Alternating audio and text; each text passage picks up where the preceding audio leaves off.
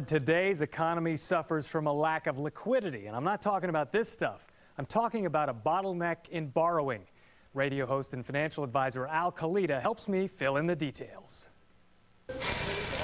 This lack of liquidity is going to cause a domino effect. The first domino was the mortgage meltdown, home loans to people who simply couldn't afford them.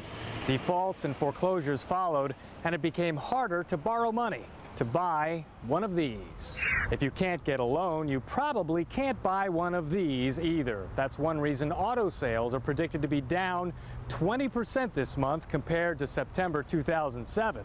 The squeeze extends to this kind of credit too, the plastic kind. To reduce their exposure, banks are lowering people's credit limits, which affects consumer spending. They don't have the credit to buy something, so that the vendor at the store cannot order as much merchandise, and then the store owners, the mall owners, say, well, if you can't pay the rent, we're going to have to shut the doors. Even healthy companies can be hurt if they can't get loans.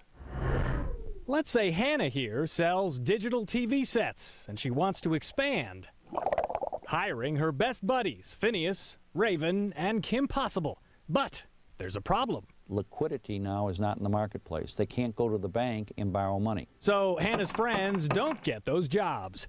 Without jobs, they don't have money to spend. As the market tanks in response to all this, people looking to retire and live off their investments face a tough choice, since their investments are now worth a lot less. The most important two words in the English language is yes, dear. So if you retire, you're going to be running around the house with a lot of yes dears. So why don't you just keep working and be happier? In fact, Kaleta advises would-be retirees to just work a couple more years, postponing that day when they tap their 401k, in hopes that all that mess on Wall Street will have been cleaned up by then.